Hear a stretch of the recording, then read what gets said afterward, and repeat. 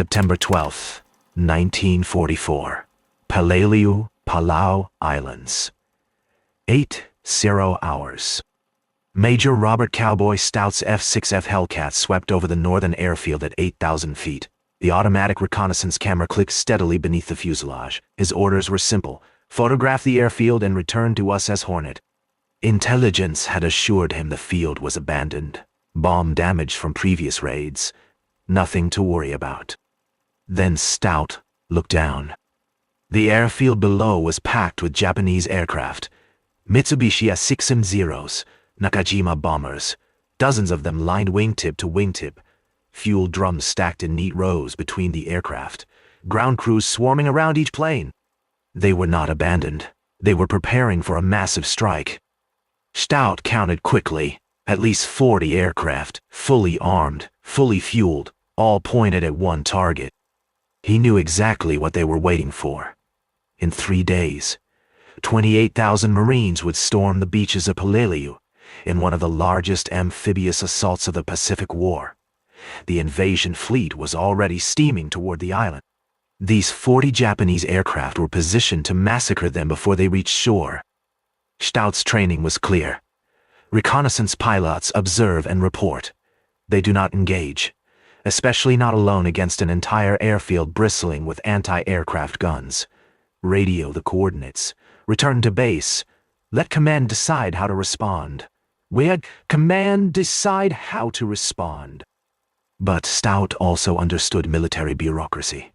By the time he landed, filed his report, and command assembled a strike package, hours would pass, maybe a full day.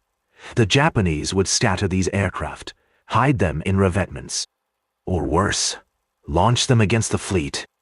The Marines landing on those beaches in 3 days did not have time for proper procedure. They needed these planes destroyed now, not tomorrow. What happened next would save between 500 and 1,000 American lives. It would earn Stout the Navy Cross. And it would demonstrate a principle that military strategists still study today. Sometimes the most heroic thing a soldier can do is refuse to follow orders. Watch what happens when one pilot decides that 28,000 lives matter more than regulations. By September 1944, the Pacific War had reached its most brutal phase. American forces were island hopping toward Japan. Each landing met fanatical resistance. Japanese commanders had adopted a new strategy: make every island so costly that America would negotiate peace rather than invade the home islands. Peleliu was critical to this strategy. The island sat astride the southern approach to the Philippines. Its capture would provide airfields to support MacArthur's return. Japanese commanders understood this. They had transformed the 6-square-mile coral island into a fortress. Colonel Kunio Nakagawa commanded the 11,000-man garrison. Unlike previous Japanese commanders who had focused on beach defenses, Nakagawa had fortified the interior. The Umurbragol Ridges, a maze of coral caves and tunnels, became an underground fortress. He had stockpiled ammunition, food, and water for months of fighting. His men were prepared to die, but determined to kill as many Americans as possible first. Intelligence had underestimated Japanese strength on Peleliu. Aerial reconnaissance had identified some fortifications, but missed the extent of underground defenses. More critically, intelligence had failed to identify the concentration of aircraft on the northern airfield. The airfield at Peleliu had been bombed repeatedly in August and early September 1944. American planners believed it was unusable. Reconnaissance photos showed cratered runways and damaged structures. What they missed was Japanese activity at night. Ground crews had repaired key sections of runway. They had positioned aircraft in revetments hidden from aerial observation, and they had concentrated a strike force specifically to attack the invasion fleet. 40 aircraft might not seem like many compared to the massive carrier air groups supporting the invasion, but timing was everything. If those 40 aircraft launched during the vulnerable first hours of the amphibious assault, when Marines were packed in landing craft and transport ships, casualties would be catastrophic. Robert Stout understood this because he had seen it before. At 28 years old, he had already flown 63 combat missions. He had flown close air support at Tarawa in November 1943. He had watched Japanese planes wreak havoc on the first waves of Marines. He had seen bombers target crowded landing craft that could not maneuver or defend themselves. Tarawa haunted every Marine who survived it. The 1st Marine Division lost over 1,000 killed in 76 hours of fighting. Many died in the water before reaching shore. Air attacks had been devastating because the troops had no cover. They were trapped in boats, helpless. Stout knew the Peleliu assault would be similar. D-Day was set for September 15, 1944. The 1st Marine Division, veterans of Guadalcanal and Cape Gloucester, would lead the assault. They were tough, experienced. But no amount of toughness helped when enemy aircraft strafed landing craft. This was the context Stout considered as he circled above the airfield. His mission was reconnaissance. Take photos, report back, simple. But the mission assumed the enemy was not an immediate threat. The mission assumed time for proper channels. The mission assumed someone else would handle the tactical response. All of those assumptions were wrong. Stout circled higher. He studied the layout below. The Japanese had made a critical mistake in their haste. The aircraft were packed too close together, surrounded by exposed fuel drums. One good hit could start a chain reaction that would consume the entire field. He checked his armament. 650 caliber Browning M2 machine guns. 2,400 rounds total, roughly 12 seconds of sustained fire. Not nearly enough to destroy 40 aircraft individually, but enough to light a very big fuse. The F-6F Hellcat was not designed as a ground attack aircraft. It was a carrier-based fighter. Air-to-air combat was its specialty, but the Hellcat was tough. Grumman had built it to absorb punishment. Pilots called it the aluminum tank. If any single-engine fighter could survive attacking a heavily defended airfield alone, the Hellcat could. Stout was not a reckless pilot. He had survived 63 combat missions by being smart, aggressive when necessary, cautious when prudent. He knew the difference between courage and suicide. What he was considering now walked that line carefully. If he attacked, every anti-aircraft gun on Peleliu would target him. He would be alone. No wingmen to suppress ground fire. No one to cover his escape. His Hellcat could take damage. But one lucky shot to the engine or cockpit would send him into the jungle with no possibility of rescue. If he did not attack, those 40 aircraft would launch in waves against the invasion fleet. Japanese pilots would strafe the landing craft, bomb the transport ships, turn the beaches into killing zones. The Marines would die by the hundreds before establishing a beachhead. The decision took less than 30 seconds. Stout pushed the throttle forward and rolled the Hellcat into a dive. The altimeter unwound rapidly as he dropped toward the jungle canopy. His plan was simple: come in fast and low, hit the fuel drums first, get out before the anti-aircraft gunners could track him. At 2,000 feet, he leveled off and pushed the throttle to the firewall. The Pratt & Whitney R2800 double wasp engine roared at maximum power.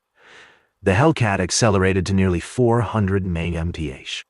Trees blurred beneath him as he dropped to barely 50 feet above the jungle.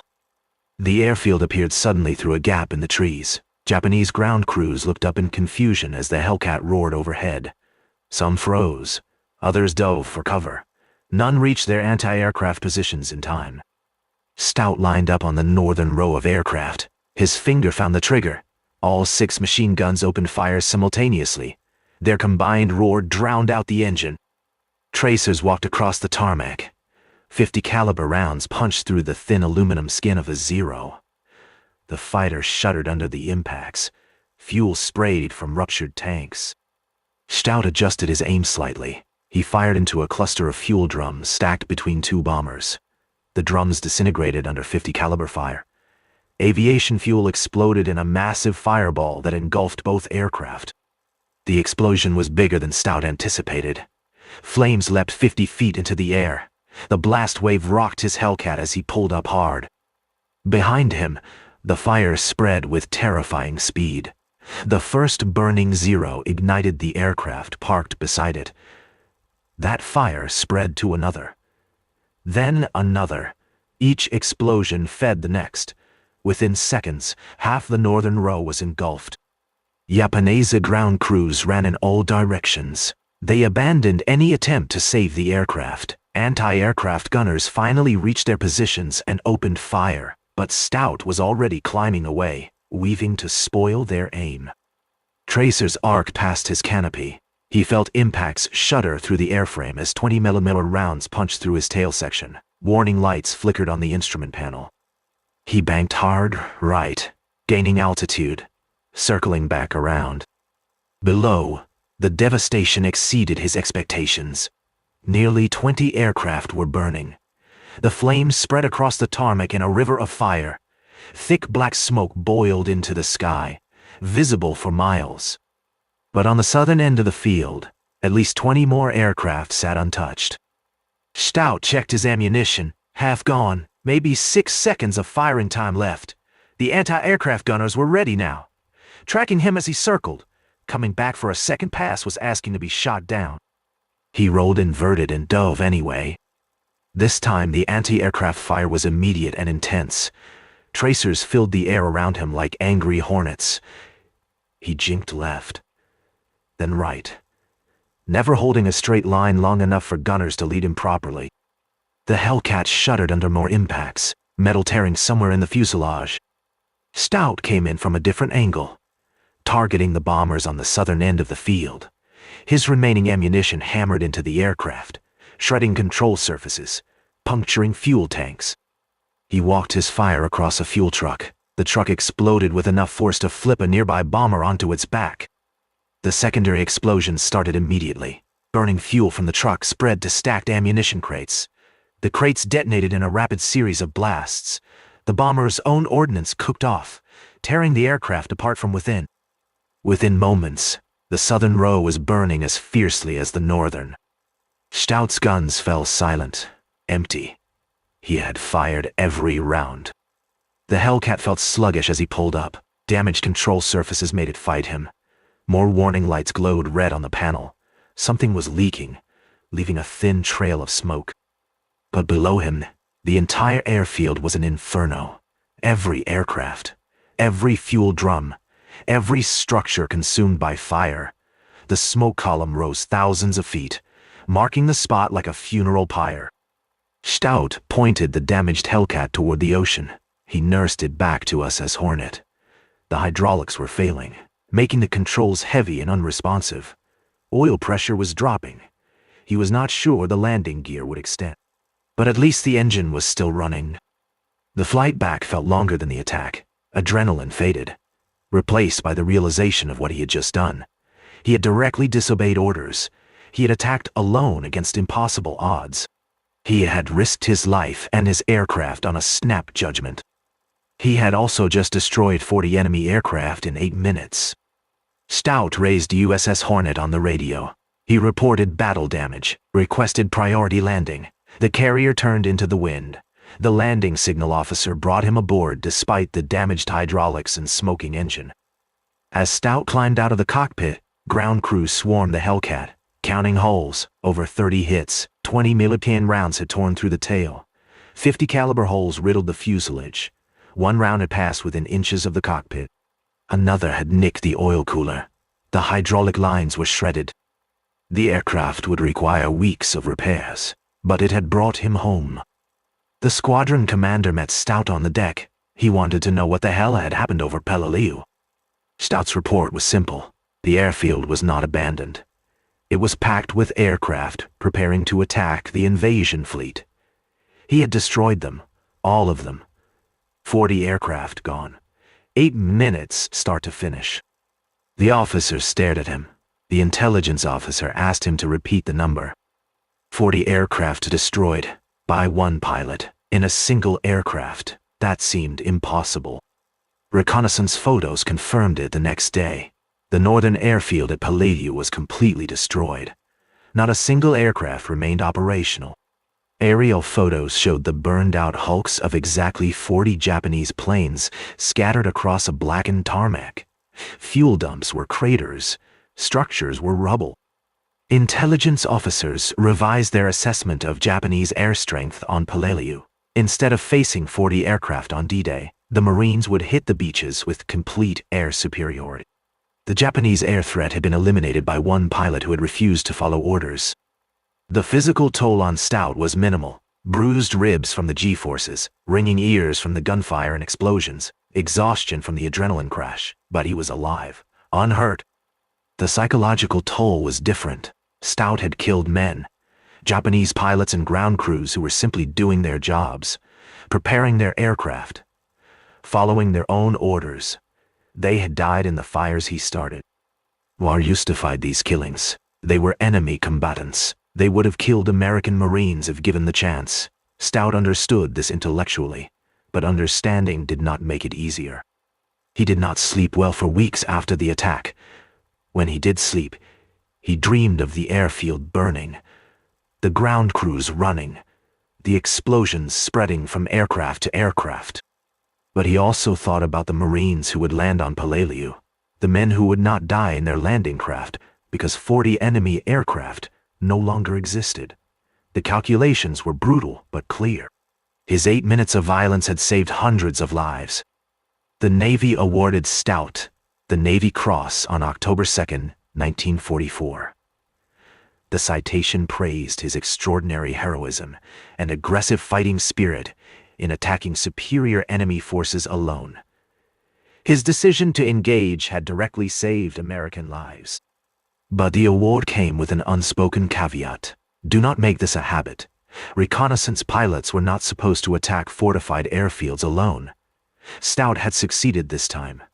Next time, he might not be so lucky. Stout understood. He flew 14 more combat missions before the war ended. He followed orders on everyone. He never again attacked on his own initiative. The Peleliu mission remained unique in his service record. The Battle of Peleliu that followed Stout's attack was brutal regardless. The 1st Marine Division landed on September 15, 1944. They immediately faced some of the most intense fighting in the Pacific. Japanese forces had fortified the island's coral ridges and caves. Every position was a deadly stronghold. The battle lasted over 2 months. It cost nearly 2,000 American lives. Over 10,000 were wounded. The Japanese garrison fought almost to the last man. Only 202 of the original 11,000 defenders surrendered. Yet without Stout's attack, the casualties would have been far worse. Those 40 Japanese aircraft would have attacked during the vulnerable first hours of the invasion, when Marines were packed in landing craft and transport ships. Air attacks on amphibious assaults were devastating because the troops could not take cover or maneuver. Military historians later calculated that Stout's solo attack probably saved between 500 and 1,000 Marine lives in the first day alone. His 8 minutes of combat had accomplished what a full squadron of bombers might have achieved. And he had done it at exactly the critical moment before the Japanese could disperse their aircraft. Colonel Kunio Nakagawa commanded the Japanese defense of Peleliu. His battle plan assumed air support from the northern airfield. When that support never materialized, he adjusted his tactics. But the loss of 40 aircraft weakened Japanese capabilities significantly. Nakagawa never knew why the aircraft failed to launch. He died in the final days of the battle, killed in his command post deep in the Immerbergol caves. His staff burned his body to prevent American forces from desecrating it. Post-war, Japanese military historians studied the Peleliu campaign. They identified the loss of the airfield's strike force as a critical early setback. Without air cover, the garrison fought at a severe disadvantage. American air superiority allowed close air support that devastated Japanese positions throughout the battle.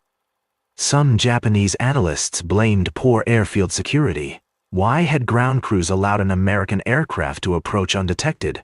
Why had anti-aircraft guns failed to shoot it down before it completed its attack? The truth was simpler. Stout had attacked before anyone realized he was a threat. His speed and surprise had overwhelmed the defenses. By the time anti-aircraft guns opened fire, half the aircraft were already burning. One Japanese officer who survived the battle wrote in his memoir, "We watched the black smoke from the airfield and knew our advantage was gone. The American pilot who destroyed our aircraft destroyed our hope of victory." This was dramatic irony at its finest. The Japanese had concentrated their air assets for maximum effect. That concentration became their vulnerability. Stout had exploited it perfectly. The strategic impact of Stout's attack extended beyond Peleliu.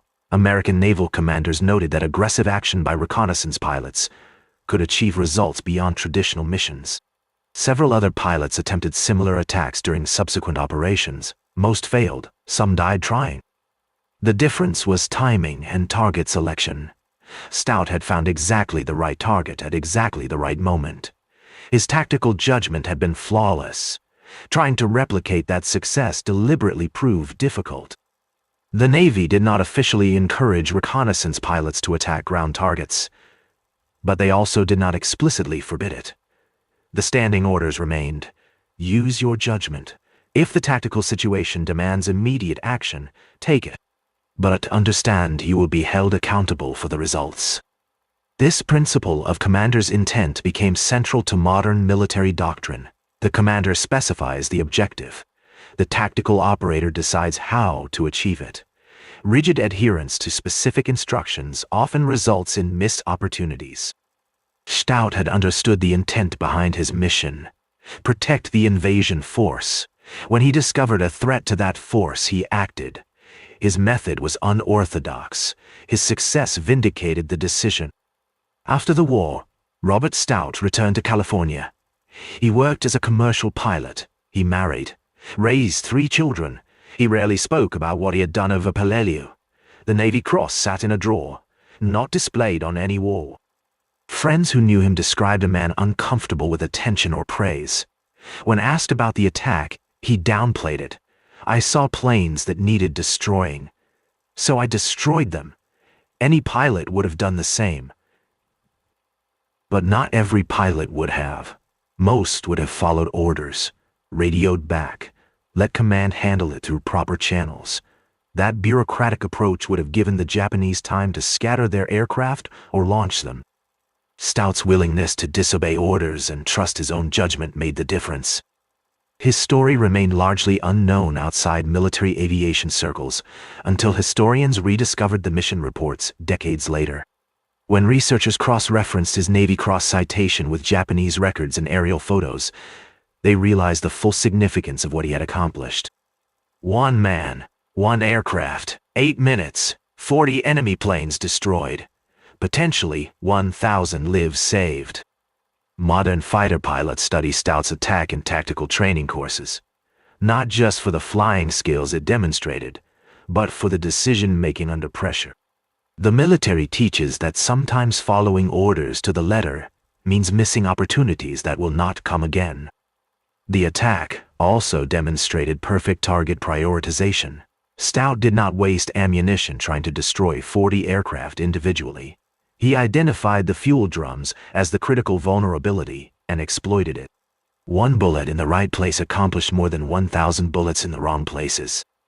His approach from multiple angles, coming in low and fast to minimize exposure to anti-aircraft fire, showed tactical sophistication beyond simply pointing and shooting. He had analyzed the defenses, planned his attack runs, executed them despite taking damage. And critically, he had known when to stop. After expending his ammunition, he did not loiter trying to assess damage or looking for additional targets. He got out.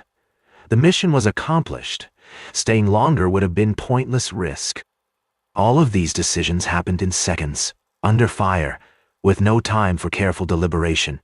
Stout's training and experience let him make split-second choices that each proved correct. Today, the United States Naval Academy uses Stout's mission as a case study in tactical decision-making. Midshipmen analyze his choices. What information did he have? What were his options? What were the risks? What principle guided his decision? The lesson is consistent. Trust the judgment of people on the ground. Give them authority to act when circumstances demand it. Accept that sometimes the best course of action is the one nobody ordered you to take. The Air Force Weapons School at Nellis Air Force Base teaches similar principles.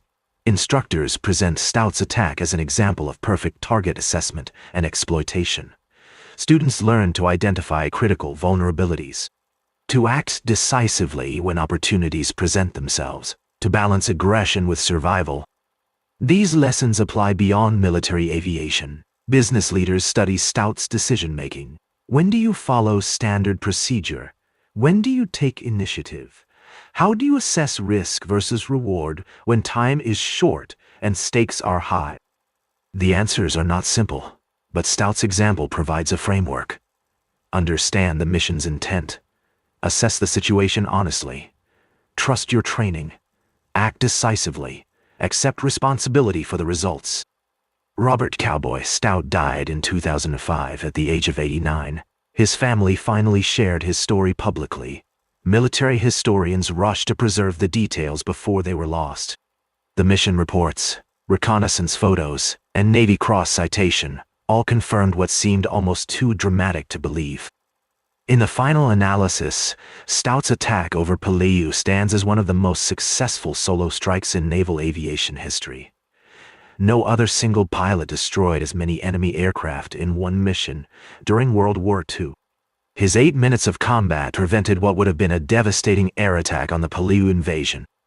The Marines who landed on those beaches never knew that a Navy pilot had disobeyed orders to save their lives. They fought through hell on that coral island, facing Japanese defenders in fortified positions that turned every yard of ground into a battle. But at least they did not face 40 aircraft strafing them as they tried to reach shore. Sometimes the most heroic thing a soldier can do is refuse to follow orders, not out of cowardice or rebellion, but because the situation demands action that rigid adherence to procedure would prevent. Stout understood this instinctively. When confronted with a choice between doing what he was told and doing what needed to be done, he chose the mission over the orders. His legacy lives in every tactical training course that teaches initiative over obedience, adaptation over rigidity, trust in the judgment of people on the ground. The military learned from Stout and pilots like him that sometimes the best course of action is the one nobody ordered you to take. The next time you face a situation where following the rules seems wrong, where rigid procedure conflicts with obvious necessity, remember Cowboy Stout circling over that airfield. He knew what needed to happen. He knew it would cost him if he was wrong, and he did it anyway because the alternative was worse.